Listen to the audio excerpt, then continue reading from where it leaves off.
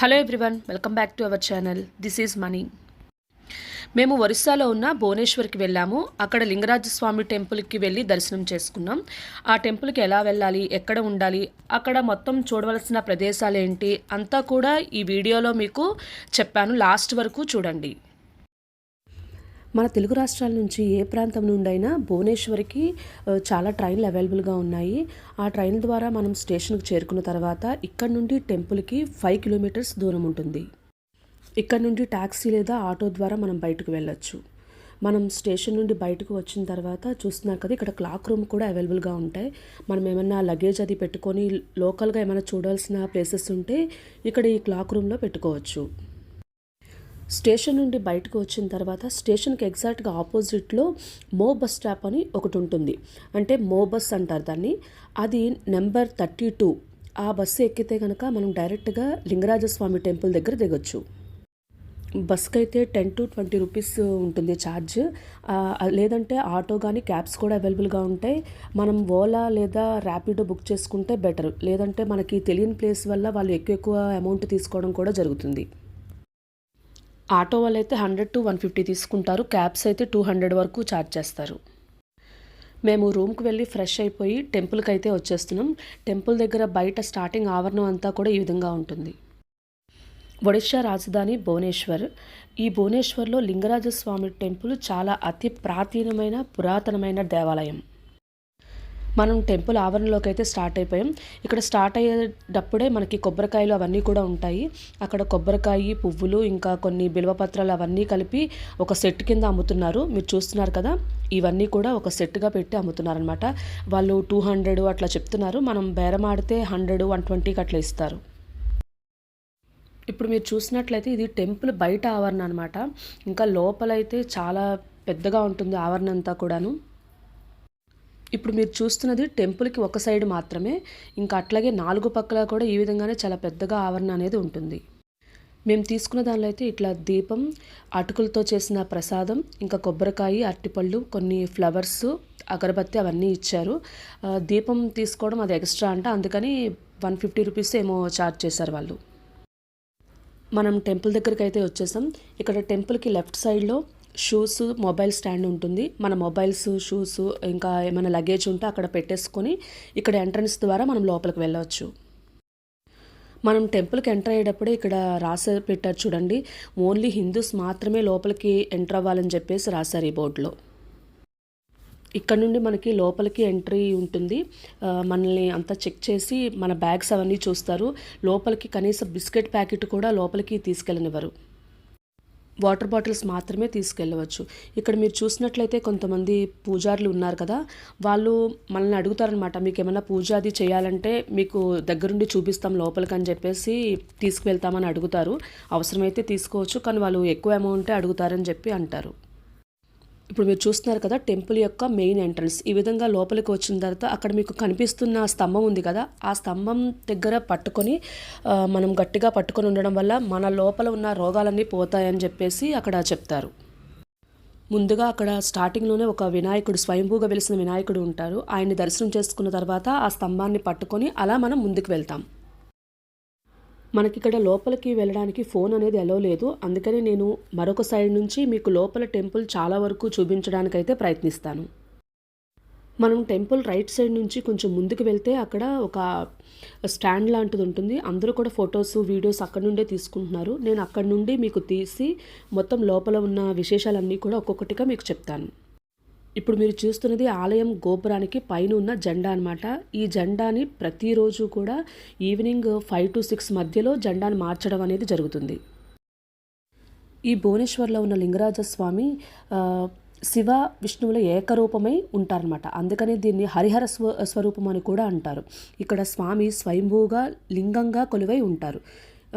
మరలా ఇక్కడ ఏంటంటే హిందువులు కాని వారిని మాత్రం లోపలికి అస్సలు అలో చేయరు.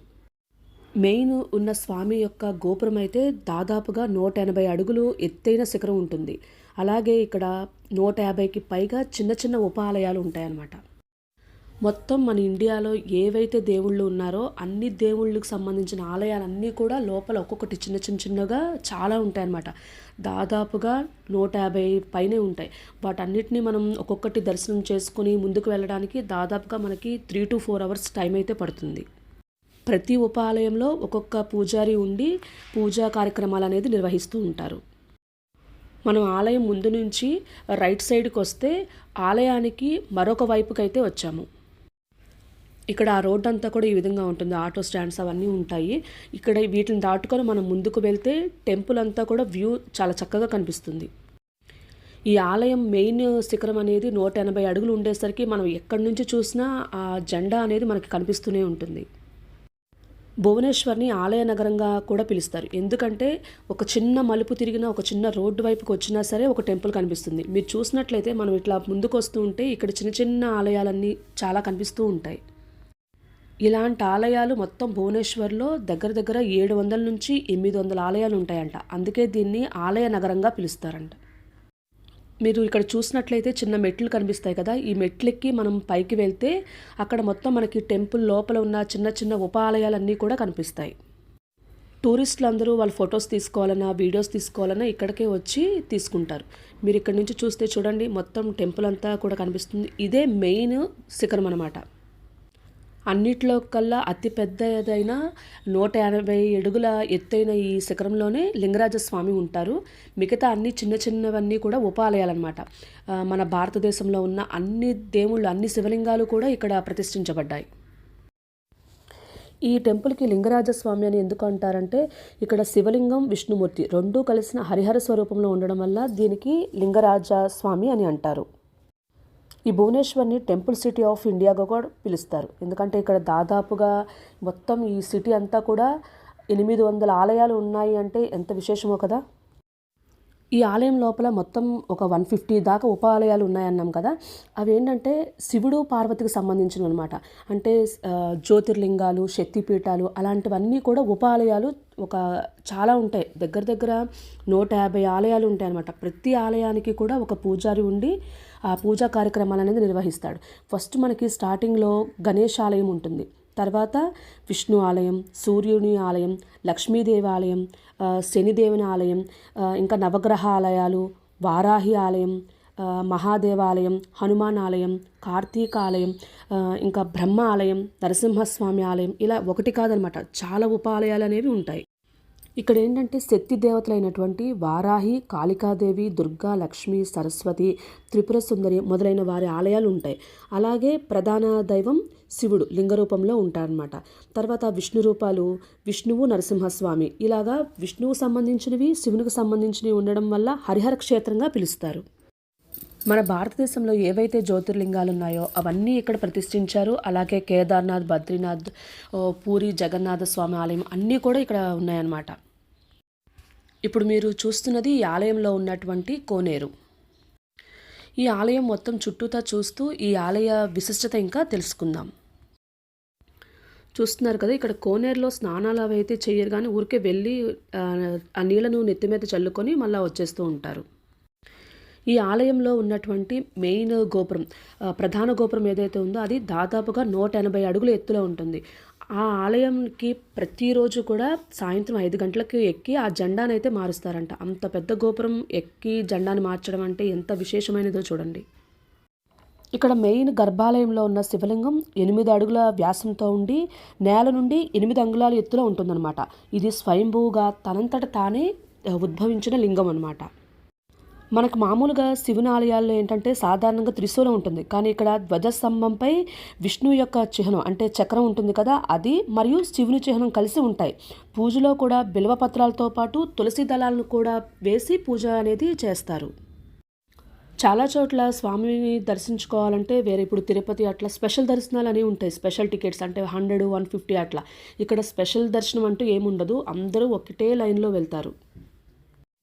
విఐపి దర్శనాలు, బ్రేక్ దర్శనాలు అనేవి ఏమి ఉండవు. అందరూ ఒకటే లైన్లో వెళ్ళి అక్కడ స్వామివారిని దర్శనం చేసుకుని బయటకు వస్తారు. శివుడికి కాశీతో పాటు భువనేశ్వర్ కూడా చాలా ఇష్టమంట. అందుకని పార్వతీదేవి ఇక్కడికి వచ్చి ఈ ప్రాంతాన్నంతా చూసి ఆవిడకి కూడా ఇక్కడే ఉండాలని నిశ్చయించుకుందంట. అప్పుడు గొల్లభామ రూపంలో వచ్చి రాక్షసులను సంహరించి శివునికి అత్యంత ప్రీతికరమైన ఈ క్షేత్రంలో తను కూడా స్వయంగా వెలిసిందని చెప్తారు. ఆవిడిక్కడే కృతి మరియు వాస అనే రాక్షసులను సంహరించిందని చెప్తారు. మనం టెంపుల్ అటువైపు అంతా చూసుకొని మళ్ళీ మెయిన్ ఎంట్రన్స్ దగ్గరికి అయితే వచ్చేసాము. ఈ ఆలయం దాదాపుగా 1100 సంవత్సరాల క్రితం అంటారు. అంటే 11వ శతాబ్దంలో సోమవంశీ రాజు జజతి కేసరి ఆయన నిర్మించారంట. ఇది కళింగ వాస్తుశిల్పానికి ఒక బెస్ట్ ఉదాహరణగా ఉంటుంది. మన సైడ్ చూస్తే శ్రీముఖలింగం ఇవన్నీ కూడా సేమ్ ఇట్లానే ఉంటాయన్నమాట. ఆలయ నిర్మాణం అంతా కూడా శ్రీముఖలింగం చూసినా ఇక్కడ మీరు ఇది చూసినా ఒకే విధంగా ఉంటుంది. కానీ శ్రీముఖలింగం అవన్నీ కూడా కొద్దిగా చిన్న ఆలయాలు. ఇది మాత్రం చాలా పెద్ద ఆవరణతో కూడిన 150 ఉప ఆలయాలతో కూడిన ఆలయం అనమాట. ఒక శ్రీముఖ ఆలయమే కాదండి, మన సైడు చాలా అంటే ఈ కళింగరాజులు ఎవరైతే నిర్మించారో వాళ్ళు నిర్మించిన ఆలయాలన్నీ కూడా ఒకే విధంగా ఒకే స్ట్రక్చర్లో ఉన్నాయన్నమాట. మనం ఇప్పుడు వరకు ఆలయం రైట్ సైడ్ అయితే చూసాం. ఇక్కడ నుండి ఆలయం మెయిన్ ఎంట్రన్స్ తర్వాత లెఫ్ట్ సైడ్కి అయితే వెళ్తాం. లెఫ్ట్ సైడ్ కూడా సేమ్ ఇట్లానే ఉంటుంది. కానీ ఇటువైపు ఎవరు రావడం వెళ్ళడం అంతగా జరగదు. చాలా తక్కువగా వెహికల్స్ అనేవి వస్తూ ఉంటాయి. ఈ ఆలయం చుట్టూతో గోడలు కూడా చాలా పెద్దగా, అసలు ఒక 3 మనుషులు ఎత్తు ఎంతైతే ఉంటుందో అంత ఎత్తులో ఉంటుంది. ఇక్కడ శివ వైష్ణవ సాంప్రదాయాల మధ్య ఉన్న సమన్వయం 2 దేవతలు కూడా ఒకటే అని చాటి చెప్పే విధంగా ఉంటుంది. మనం టెంపుల్ లెఫ్ట్ సైడ్ అంతా చూసుకొని మళ్ళీ మెయిన్ ఎంట్రన్స్ దగ్గరికి అయితే వచ్చాము. మేము ఎక్కడికైనా వచ్చేటప్పుడు ఒకసారి ఇలా వెళ్ళి దర్శనం చేసుకుని వెంటనే వస్తే ఏమీ తృప్తిగా అనిపించదండి. అందుకే 2-3 సార్లు దర్శనం చేసుకుంటాము. అలాగే మార్నింగే 2-3 టైమ్స్ చేసుకున్నాము. మళ్ళీ ఈవినింగ్ కూడా వచ్చామన్నమాట. సో రాత్రిపూట కూడా ఈ విధంగా ఉంటుంది. మేము ఈ దర్శనం చేసుకునే క్రమంలో భాగంగా ఒకసారి పూర్తిగా అలంకరణతో లేకుండా అభిషేకం చేస్తున్నట్టుగా అట్లా రకరకాల దర్శనాలు అయితే అయినాయి. ఒక్కొక్కసారి ఒక్కొక్క రకమైన అనుభవం అయితే కలిగింది ఈ దర్శనంలో. మనం ఇంత దూరం వచ్చినప్పుడు ఒకసారి వెళ్ళి దర్శనం చేసుకుని వచ్చేయకుండా ఇట్లా వచ్చిన వాళ్ళందరూ కూడా 1 రోజు 2 రోజులు అట్లా ఉండి 2-3 సార్లు మనం దర్శనం చేసుకున్నట్లయితే ఆ అనుభూతి అనేది చాలా అద్భుతంగా ఉంటుంది. అలాగే టెంపుల్ అంతా కూడా మనం ఒకసారి చుట్టూ చూస్తున్నప్పుడు మనకేం అనిపించదు. అలా 2-3 సార్లు వెళ్ళి చూసి వచ్చామంటే మనకి మొత్తం టెంపుల్ అంతా కూడా ఒక అవగాహన ఉండి చాలా బాగుంటుందన్నమాట. ఆ ఫీలింగ్ అనేది ఆ లోపల కూర్చుని ఉన్నప్పుడు అంతా బాగుంటుంది. ఇలా స్వయంభూగా వెలిసిన దేవాలయాల్లో మనం అక్కడ కాసేపు గడపటం వల్ల అక్కడున్న పాజిటివ్ వైబ్స్ అన్నీ కూడా మనకు కూడా వస్తాయనేది మన యొక్క నమ్మకం. ఇక్కడ టెంపుల్ పక్కనే మరొక ఆలయం ఉంది. ఆ ఆలయాన్ని కూడా చూద్దాం. ఈ టెంపుల్కి రైట్ సైడ్లోనే మా బిందుసయ ఆలయం అని చెప్పేసి ఒక ఆలయం ఉంది. అక్కడ ఆ ఆలయాన్ని కూడా మనం దర్శనం చేసుకుందాం. ఈ ఆలయం లోపల అంతా కూడా ఈ విధంగా ఉంటుంది. భువనేశ్వర్లో మెయిన్గా లింగరాజస్వామి టెంపుల్ ఆలయంతో పాటు ఇంకా కొన్ని ఉపాలయాలు ఇవన్నీ చూసిన తర్వాత బయట లోకల్ ప్లేసెస్ అని కొన్ని ఉంటాయి. వాటిలో ముఖ్యమైనవి నందనకానన్ జూలాజికల్ పార్క్, ఖండగిరి గుహలు, ధౌలి శాంతి స్తూపం, ముత్తేశ్వర టెంపుల్, ఇంకా రాజధాని టెంపుల్, ఇలా ముఖ్యమైన ప్లేసెస్ అయితే ఉన్నాయి. ఇవన్నీ చూసుకోవచ్చు. మార్నింగ్ టెంపుల్ రైట్ సైడ్కి వచ్చి ఇక్కడ నుండి చూపించాను కదండి. ఇప్పుడు నైట్ టైం వ్యూ కూడా చాలా బాగుంటుంది. ప్రతి టెంపుల్ కూడా ఇక్కడ ఈ మెయిన్ ఆలయంతో పాటు ఉన్న ఉప ఆలయాలన్నీ కూడా మనకి ఏ గోపురం కా గోపురం కనిపిస్తూ ఉంటుంది చూడండి. ఇక్కడ ఉన్న ఉప ఆలయాల్లో భాగంగా కాశీ విశ్వనాథ స్వామి కానీ, రామేశ్వరము, పూరి జగన్నాథ స్వామి, ప్రతిదీ కూడా అక్కడ ఏ విధంగా అయితే ఉంటాయో లోపల స్వామివారు అదే విధంగా ఇక్కడ ప్రతిష్ఠించబడింది. అసలు ఈ ఒక్క దేవాలయాన్ని దర్శిస్తే చాలు మొత్తం మన భారతదేశంలో ఉన్న అన్ని ఆలయాలని దర్శనం చేసుకున్నంత ఫీలింగ్ అయితే మనకి కలుగుతుంది. ఈ టెంపుల్ అంతా దర్శనం చేసుకున్న తర్వాత ఈ టెంపుల్కి కొద్దిగా దూరంలోనే అంటే వాకబుల్ డిస్టెన్స్లోనే గంగేశ్వర్ యమునేశ్వర్ టెంపుల్ అని ఒకటి ఉంటుంది. ఈ గంగేశ్వర్ యమునేశ్వర ఆలయం ఈ లింగరాజస్వామి టెంపుల్కి 200 మీటర్ దూరంలోనే ఉంటుంది. ఇప్పుడు మీరు చూస్తున్నారు కదా, ఇదే ఆ ఆలయం. ఇక్కడ పార్వతీదేవి కృతిక మరియు వాస అనే రాక్షసులను సంహరించినప్పుడు ఆమె యొక్క దాహాన్ని తీర్చడానికి శివుడు భూమిని చీల్చగా ఒక పవిత్ర గంగాజలం అయితే ఏర్పడుతుంది. అయితే అప్పుడు ఆ పుణ్యతీర్థాన్ని పవిత్రం చేయడానికి గంగా యమునలను ఆహ్వానిస్తారు. వాళ్లకు గుర్తుగా ఈ యొక్క టెంపుల్ని నిర్మిస్తారు. చూసారు కదండి లింగరాజస్వామి టెంపుల్ ఆలయ విశిష్టత. ఈ వీడియో మీకు నచ్చినట్లయితే మీ ఫ్రెండ్ అండ్ ఫ్యామిలీ మెంబర్స్కి షేర్ చేయండి. మీ యొక్క విలువైన సమాచారాన్ని కామెంట్ రూపంలో తెలియజేయండి. Thank you.